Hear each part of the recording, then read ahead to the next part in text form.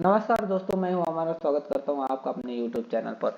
दोस्तों, आज की GFG problem of the day है form a number divisible by 3 using an array digits. यानी यहाँ पे हमें क्वेश्चन दिया हुआ है कि हमें ARR नाम का एक एरे दिया हुआ है जिसकी साइज है n। हमें इस एरे से इंटीजर्स के एलिमेंट्स ढूंढ के ऐसे निकालने हैं, जो कि एक से ज़्यादा इंटीजर्स के एलिमेंट ढूंढ के ऐसे निकालने हैं और उनका कॉम्बिनेशन ऐसे क्रिएट करना है कि वो 3 से डिविजिबल हो। अगर 3 से डिविजिबल होता है तो हमें प्रिंट 1 कर देना है, और अगर 3 से डिविजिबल नहीं होता है तो हमें प्रिंट कर देना है 0। चलिए एक एग्जाम्पल ले लेते हैं और समझने की कोशिश करते हैं। ये जो हमारा पहला एग्जाम्पल है 40, 50 एंड 90, इसके हेल्प से अब हमें एक ऐसा इंटीजर क्रिएट करना है जो कि डिविजिबल हो 3 से। हम इसे किसी भी तरीके के कॉम्बिनेशन में बना सकते हैं, लेकिन इसका 3 से डिविजिबल होना कंपलसरी है। तो चलिए देखते हैं ये कैसे होगा। तो सबसे पहले हमने लिया 40, देन हमारे पास है 50, देन हमारे पास है 90।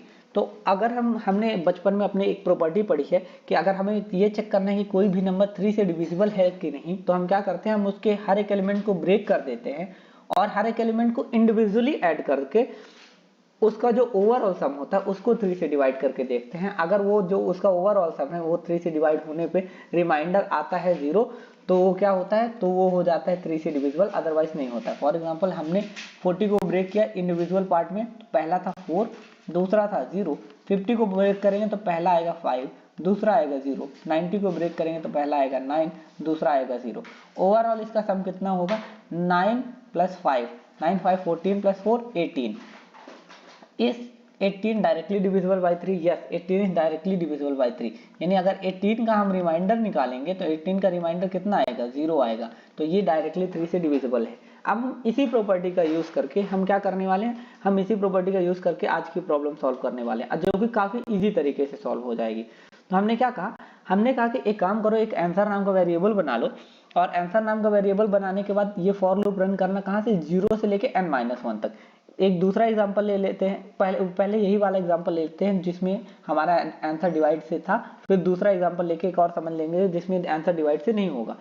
तो हमने क्या किया, हमने लिया 40, देन 50, देन 90। इसके बाद हमने क्या कहा, हमने कहा कि अगर एरे के ith इंडेक्स पे है, हमारा अभी i कहाँ पे है, हमारा अभी i यहाँ पे है, तो हमने क्या कहा, अगर हमारा एरे का ith इंडेक्स 10 से छोटा है तो क्या कर देना, आंसर में ऐड कर देना। हमारा जो आंसर नाम का वेरिएबल है वो इनिशियली क्या है, हमारा i अभी यहाँ पे 40 पे है, और जो हमारा आंसर नाम का वेरिएबल है वो क्या है, आंसर नाम का वेरिएबल हमारा 0 पे रखा हुआ है।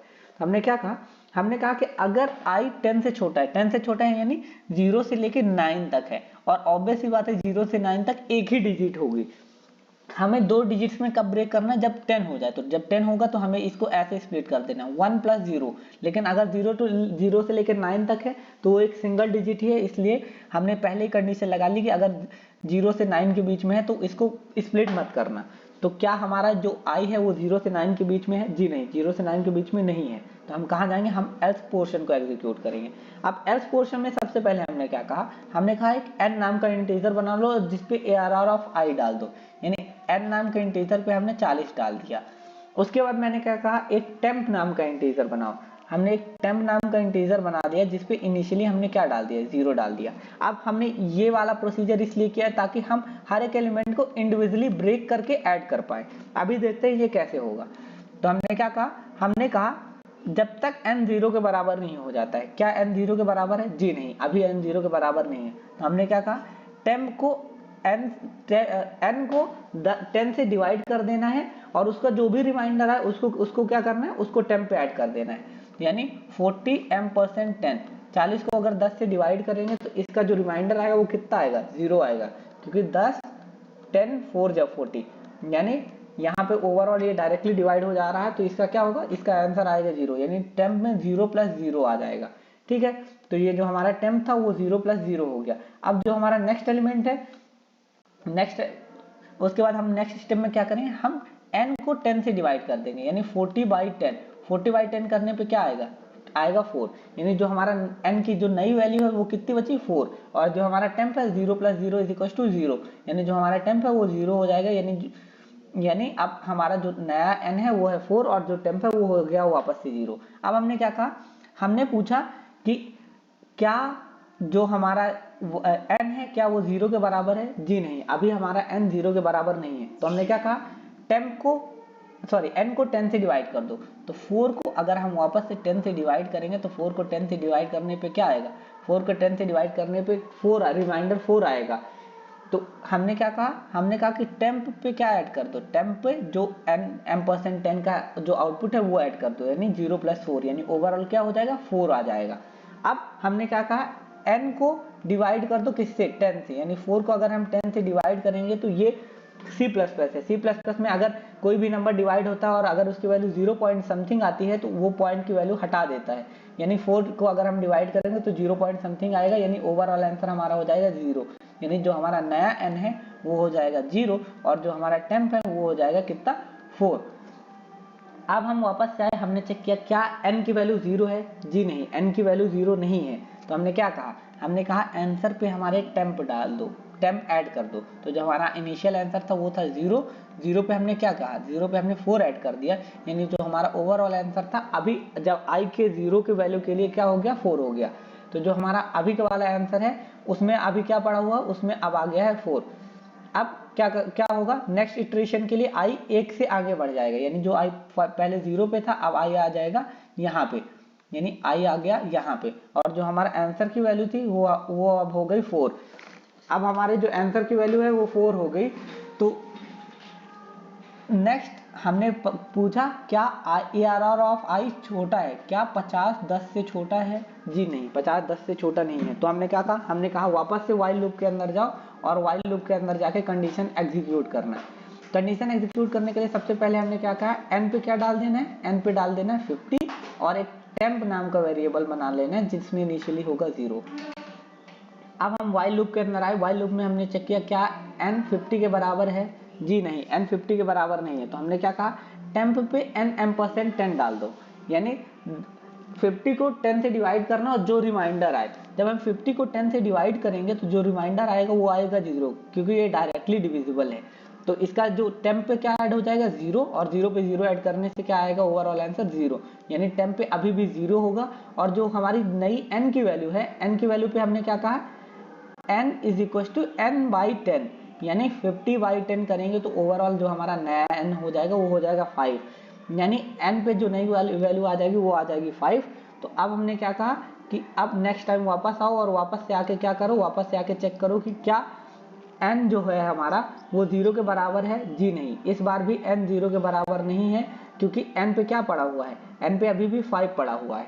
तो हमने क्या कहा, हमने कहा कि वापस जाओ और टेम्प पे क्या डाल दो, टेम्प पे डाल दो n m%10, यानी 5/10 इसका जो रिमाइंडर आएगा। और अगर हम 5 को 10 से डिवाइड करेंगे तो इसका रिमाइंडर कितना आएगा, इसका रिमाइंडर आएगा 5, यानी टेम्प पे क्या ऐड हो जाएगा, 5, यानी टेम्प की नई जो वैल्यू हो जाएगी वो हो जाएगी 5।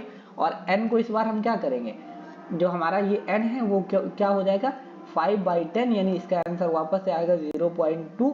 और इसको ये क्या हो जाएगा, क्योंकि पॉइंट के बाद वैल्यू से, तो पॉइंट के बाद वाली वैल्यू हट जाएंगी, यानी n की वैल्यू हो जाएगी 0 और n की जो नई वैल्यू हो वो हो गई 0।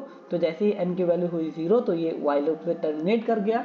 और हमने क्या कहा, आंसर पे टेम्प ऐड कर दो, यानी जो आंसर पे पहले 4 पड़ा हुआ था उस पे 5 और ऐड कर दो, यानी जो हमारा नया आंसर है उस पे क्या हो जाएगा, उस पे ओवरऑल हो जाएगा 9, 5 + 4 = 9। अब हम i की इटरेशन को एक और आगे बढ़ाएंगे, यानी i अब जो पिछली बार हमारा कहाँ था, जो हमारा 50 पे था, अब आ जाएगा 90 पे।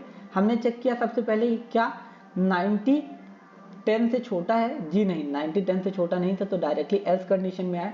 एल्स में आते ही सबसे पहले हमने क्या कहा, हमने कहा कि n की जो वैल्यू है, n की वैल्यू पे क्या डाल दो, n की वैल्यू पे डाल दो 90। तो n की वैल्यू पे हमने डाल दिया 90। टेम्प पे हमने क्या डाला, टेम्प पे हमने कहा कि टेम्प पे 0 डाल दो, तो टेम्प पे 0 डाला।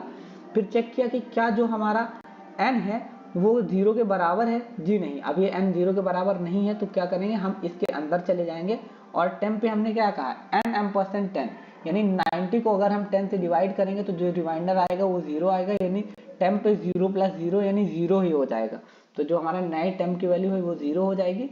और जो हमने क्या कहा, n को क्या करना है, n/10, n/10 यानी 90/10 करेंगे तो इसका ओवरऑल आंसर आएगा 9। यहाँ पे हम क्या कर रहे थे, यहाँ पे हम रिमाइंडर ढूंढ रहे थे, और यहाँ पे हम क्या ढूंढ रहे हैं, यहाँ पे हम जो डिवाइड होके जो वैल्यू आएगी, तो इसका आंसर है 9, यानी हम जो नई n की वैल्यू हो जाएगी वो क्या हो जाएगी, वो हो जाएगी 9। अब इसके बाद हमने चेक किया कि क्या n 0 के बराबर है। जी नहीं, n 0 के बराबर नहीं है। तो हमने क्या कहा, हमने कहा कि जो टेम्प है, टेम्प को वापस से n %10 कर दो, यानी जो हमारा नया वाला n है, n क्या था हमारा, n था हमारा 9, तो 9 को 10 से डिवाइड करो और जो इसका रिमाइंडर आए उसको लिखना। तो अगर 9 को हम 10 से डिवाइड करेंगे तो इसका रिमाइंडर आएगा 9। अब इसके बाद हमने क्या कहा, टेम्प पे 9 ऐड कर दो, यानी जो नई टेम्प की वैल्यू होगी वो 9 हो जाएगी। और उसके बाद हमने क्या कहा, हमने कहा कि जो हमारा n है उसको डिवाइड कर दो 10 से। तो अगर हम 10/9 करेंगे तो इसका जो आंसर आएगा वो आ जाएगा 0 पॉइंट समथिंग, और वापस ये जो 0 के बाद वाली वैल्यू वो हट जाएगी, तो इसका जो फाइनल आंसर आ जाएगा वो हो जाएगा 0। और n इस बार वापस से 0 के बराबर हो गया। तो हमने क्या कहा, हमने कहा कि आंसर पे टेम्प ऐड कर दो, यानी 9 पहले से ही था, 9 + 9 और ऐड कर दो, ये वाला 9, तो ओवरऑल हो गया 18। अब i एक आगे बढ़ा और i की वैल्यू हो गई इस बार 3, और which is not less than 3 से छोटा नहीं है। तो क्या हो जाएगा, ये फॉर लूप टर्मिनेट हो जाएगा। और जैसे ये फॉर लूप टर्मिनेट हुआ तो हमने क्या कहा, हमने कहा कि आंसर m%3, यानी 18 को 3 से डिवाइड करो। अगर 18 को 3 से डिवाइड करने पे अगर इसका आंसर 0 आता है, यानी ये क्या है, ये 3 से डिवाइड हो जाएगा, यानी अगर 0 आएगा तो ये क्या हो जाएगा, 0 = 0। हमने इक्वल ऑपरेटर भी लगा दिया है। ये क्या चेक करेगा कि ये चेक करेगा क्या 0 की वैल्यू 0 है। अगर 0 की वैल्यू 0 के बराबर होती है तो ये क्या रिटर्न करेगा, 1 रिटर्न करेगा, यानी ट्रू रिटर्न करेगा। लेकिन इन केस अगर यहाँ पे अगर 18 की जगह अगर हमारा हो जाता 19, तो 19/3 कितना होगा, 19 को अगर 3 से डिवाइड करेंगे तो रिमाइंडर आएगा 1। और अगर 1 को = 0 करेंगे, यानी क्या 1 0 के इक्वल है, जी नहीं, 1 0 के इक्वल नहीं है। तो इसका आंसर क्या आ जाएगा, इसका आंसर आएगा फॉल्स, और फॉल्स को हम रिप्रेजेंट करते हैं 0 से।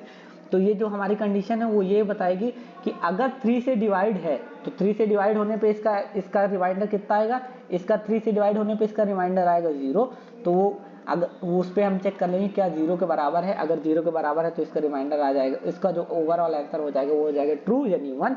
और अगर गलती से इसका रिमाइंडर आया 1 या फिर 2, तो 1 और 2 में ये 0 के बराबर नहीं है, यानी ये 3 से डिवाइड नहीं होगा, यानी इसका ओवरऑल आंसर क्या हो जाएगा, ओवरऑल आंसर हो जाएगा फॉल्स, यानी 0।